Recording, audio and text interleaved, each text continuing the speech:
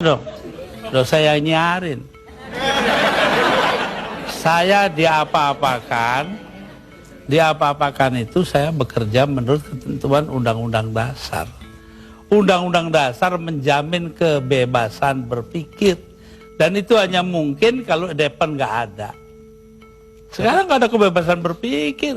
Tapi kalau kebebasannya seperti sekarang nggak ada yang kontrol, Gus. Loh, siapa ya aja bisa. Kita kontrol nanti dong. Siapa yang mengontrol? Ya antara kita aja. Kenapa sih masyarakat juga penting peranannya kok?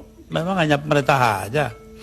Baik, Gus. Satu lagi hal yang dicatat ketika Anda menjadi presiden dan agak kontroversial, yaitu masalah PKI. Banyak orang begitu khawatir ketika Anda dulu mencabut TAP MPR nomor 25 MPRS 1966. Sebab bertentangan dengan Undang-Undang Dasar, Mas. Tapi itu ada kesan pembelaan Anda terhadap orang-orang ex-PKI Ya, dan keluarganya. terserah, kesan nggak kesan terserah. Apa alasan Yang Anda? terpenting itu bahwa tugas mengucilkan PKI itu bukan tugas negara. Itu yang penting. Apa artinya pemisahan agama dari negara kalau negara ngurusin segala hal? Padahal yang menentang PKI kan cuma beberapa gelintir orang aja. Jadi Anda tetap merasa bahwa apa yang Anda lakukan mencabut TAP MPR itu benar? Benar karena bersamaan dengan Undang-Undang Dasar gitu loh. Kenapa? Karena memang Undang-Undang Dasarnya begitu, mau diapain? Begitu itu bagaimana? Ya melindungi semua.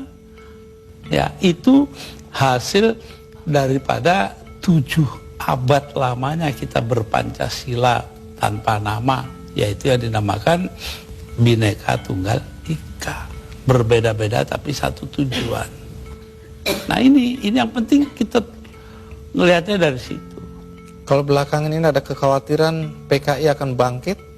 Kenapa takut? PKI aja ditakuti. Gus Dur, di antara banyak statement Anda atau pernyataan Anda yang dianggap ngawur, dianggap nyeleneh, ada satu yang dicatat dan dianggap serius, yaitu ketika Anda berada, kalau nggak salah, di Italia. Anda menyatakan bahwa pernah suatu ketika Faisal Tanjung, waktu itu Panglima ABRI, diminta untuk menghabisi Anda. Jadi yang minta adalah Pak Harto. Anda dan Megawati ingin dihabisi. Dan statement itu terbuka loh, Gus Dur. Dugaan Anda kata-kata dihabisi ini, dihabisi karirnya atau dibunuh? Tanya Pak Harto. Kenapa? Karena Faisal Tanjung mengucapkan itu. Lalu Pak Wiranto sebagai Panglima Kostrad nelpon saya, Gus, Panglima saya kok bilangnya begini-begini ya. Saya anggap itu soal politik lah. Pak Harto juga bukan soal pribadi kok, itu soal politik. Politik mengharuskan itu, tapi saya tahu juga kebiasaan Raja Jawa. Pak Harto kan anggap dirinya Raja Jawa. Apa yang dilakukan tangan kanan, tangan kiri nggak boleh tahu. Karena itu saya bilang sama Pak Wiranto, begini Pak Wir, tolong Anda pergi ke Pak Harto, tanya omongannya Faisal Tanjung yang begitu itu betul nggak? Apa jawabnya Pak Harto di Cendana kepada Pak Wiranto? Bahwa, wah nggak mungkin dong saya begitu. Megawati itu dilindungi ayahnya, Gus Dur dilindungi para kiai. Lah selesai sudah. Mau soal politik, saya nggak ada dendam pribadi, nggak ada. Malah saya terus terang aja, ini ada Yeni anak saya ini, ikut saya kemarin hari raya pertama hari Sabtu, saya soal Pak Harto, ya maaf-maafan hari raya sudah selesai, terus makan pulang. Ya, tapi ini kan untuk meluruskan sejarah, jangan sampai orang salah paham mengenai ini. Pak Faisal Tanjung juga secara terbuka mengklarifikasi bahwa tidak pernah ada itu. Jadi apa yang Anda kalau bilang? Pak Wiranto dong, dia mengatakan Pak Wiranto bohong. Anda bilang ada operasi naga hijau, naga merah, itu kan orang memang bilang, ya begitu, saya dengarnya kok. Gus Dur ini ngarang-ngarang aja. Ya saya nyatanya nanti sejarah akan buktikan betul tidaknya itu. Tapi Gus Dur sendiri pernah datang ke Pak Harto untuk mengklarifikasi ini? Nggak perlu ngapain. Tapi dari penjelasan Pak Wiranto memang Pak Harto bilang tidak pernah ada karena tadi itu ya. Kayak kemarin ini, saya ke tempatnya Pak Harto. Sepulang saya, dengan suara terbata-bata, karena Pak Harto itu sudah banyak lupa. Itu ngomong kepada para ajudannya. Ngomongnya apa? Saya pengen ngomong dengan Gus Dur panjang-panjang, tapi nggak bisa. Itu tuh. Coba. Kenapa nggak bisa? Ya karena dia pelupa itu, terbanyak yang lupa. Pak Harto itu orang pinter loh. Jasanya bagi bangsa ini besar sekali walaupun dosanya juga besar.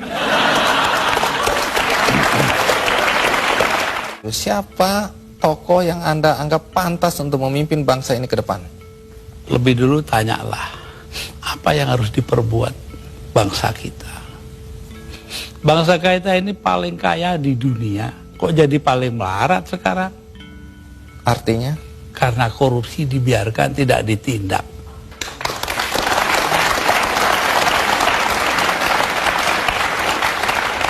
Jadi kalau harus menyebut tokoh, Gus Dur bisa nggak menyebut tokoh? Siapa kira-kira yang pantas dari yang ada? Nanti dong, rahasia perusahaan. Baik. Di sini ada Ibu Sinta Nuria, istri dari Gus Dur. Ibu Sinta, pertanyaan penting nih. Kalau Gus Dur mencalonkan diri lagi dan direstui oleh para kiai, apakah Anda mengizinkan?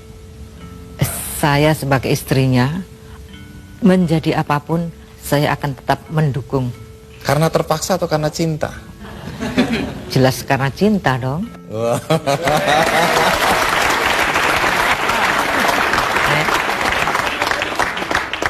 Tapi boleh tahu nggak, mana yang membuat Anda bahagia? Sebagai istri Gus Dur sekarang atau sebagai istri Gus Dur ketika menjadi presiden? Sebagai istri Gus Dur, baik sebagai presiden, sebagai orang biasa, sebagai kiai, atau sebagai apapun, saya akan tetap bahagia di sampingnya. Saya baca di biografi Gus Dur ini, dulu Anda ini cantik dan diperebutkan. Sekarang sih masih cantik juga. Tapi dulu Anda cantik dan diperebutkan oleh banyak pemuda. Tapi yang tidak terungkap di sini, mengapa Anda mau kawin sama Gus Dur? Karena itu adalah kehendak Allah. Yakin? Saya yakin. Saya dapat informasi katanya Anda dipaksa oleh paman. Paman siapa? Jadi Saya punya paman. ah. Nanti dulu. Nanti dulu. Namanya Pak Aziz Bisri. Ya, dia marah.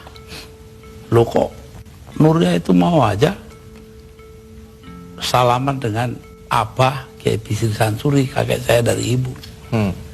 Kenapa? Saya kan juga pengen salaman. Nah, itu paman ngiri. Oh. Ibu Sinta, apa sifat-sifat Gus Dur yang paling menyenangkan buat Anda?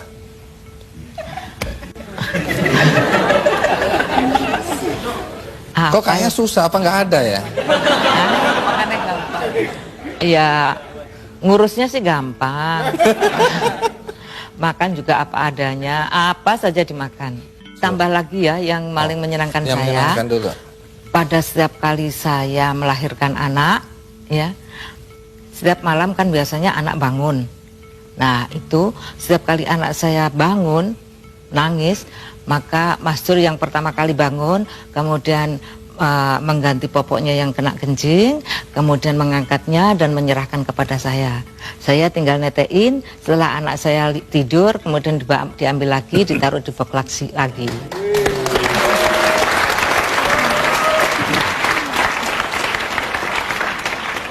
Pertanyaannya, kalau yang menjengkelkan, apa sifat-sifat Gus Dur yang menjengkelkan? Yang menjengkelkan ya kalau urusan kesehatan susah sekali diaturnya. Sampai sekarang? Ya sampai sekarang.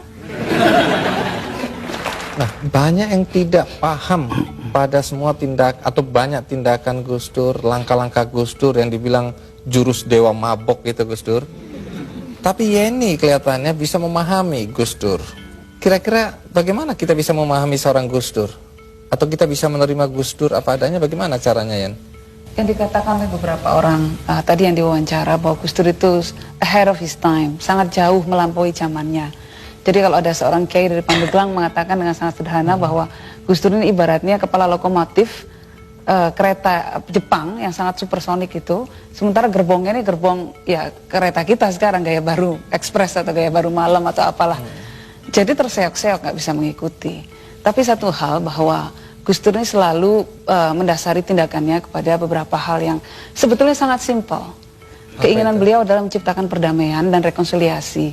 Jadi seperti dikatakan tadi misalnya PKI dan lain sebagainya itu hanyalah upaya, sedikit upaya bagaimana terjadi rekonsiliasi di antara sesama anak bangsa di Indonesia ini.